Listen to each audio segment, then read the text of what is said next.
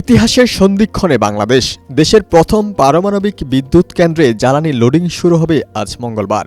এর মধ্য দিয়েই পাবনার ঈশ্বরদীতে পদ্মার তীর ঘেঁষে দাঁড়িয়ে থাকা রূপপুর পারমাণবিক বিদ্যুৎ প্রকল্প চূড়ান্ত গন্তব্যে প্রবেশ করবে। বাংলাদেশ আনুষ্ঠানিকভাবে পারমাণবিক বিদ্যুৎ উৎপাদন প্রক্রিয়ায় প্রবেশ করতে যাচ্ছে।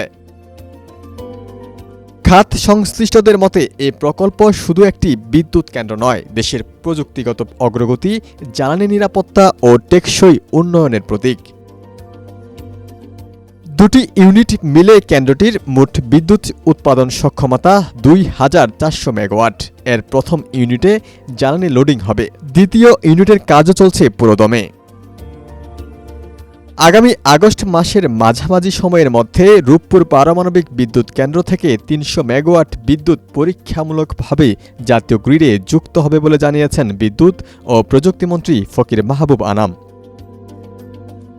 প্রথম ইউনিটের বিদ্যুৎ সঞ্চালন লাইনের কাজ শেষ হয়েছে গত বছরের মে মাসে।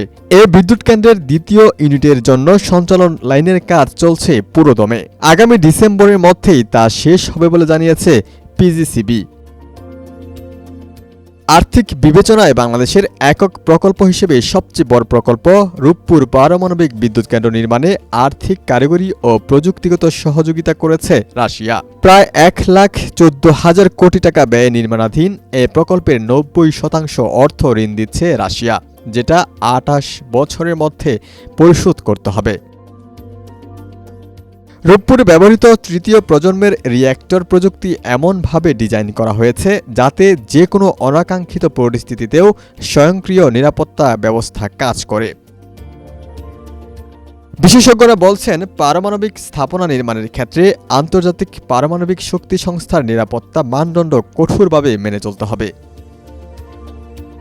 ডেস্ক রিপোর্ট, সমকাল।